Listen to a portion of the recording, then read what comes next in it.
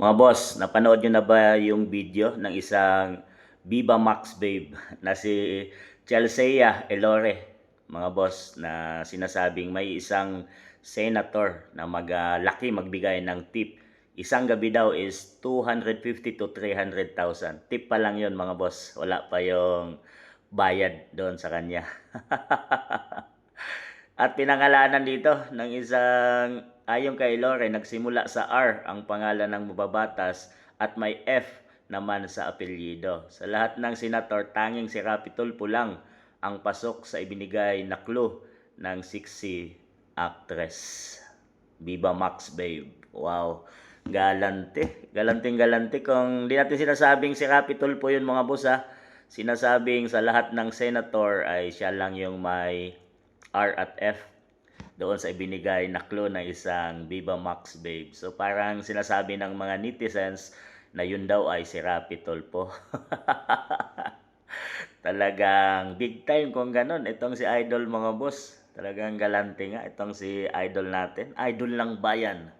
Pero nahimik ngayon, mga boss, sa corruption ng Marcos administration. Na sana inasahan natin na tagapagtanggol ng mamamayan, nanahimik ngayon, mga boss. At dahil doon, mayroong nagtanggol siya ng kanyang kapatid na si Mon Tolpo. Magpalagay na natin na totoo, ano naman ngayon kung nambababae siya? Ang nakakahiya ay kung nanlalaki ang kapatid ko. Parang sinabi din ni Mon Tolpo na totoo yun.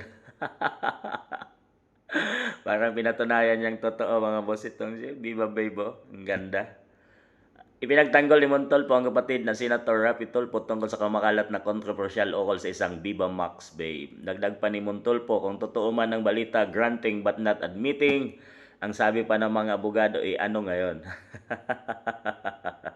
Wala namang problema doon, mga boss, kung mambabae itong si Senator Tulfo.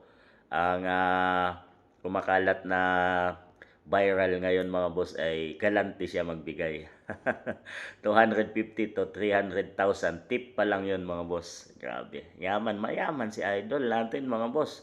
Kung ganon, wala pa yung bayad, sabi nga ng Viva Max babe. Kung napanood nyo na yung video, mga boss, sino bang nakapanood na dyan? Bawal natin i-post, mga boss, kay binablock ng TikTok. So, ito, galante ang Idol natin. Grabe, talagang mapapasana all ka kung si Idol Rapi Tulfo, Senator Tulfo, ang iyong makaka-date o makaka-anita sa Viva Max babe. Talagang one day 200 to 300, 250 to 300k ang tip at bukod pa yung bayad. Yan talaga, mga boss. So, ano man sasabi nyo tungkol sa controversial na usaping ito? At di naman sinasabing si Senator Rapi Tulfo yun, mga boss, pero hala or hinala ng mga netizens, ayon sa clue na ibinigay ng Viva Max babe, ay si Tulfo lang ang may R tsaka F. F sa apelyido. So, ano tingin nyo, mga boss?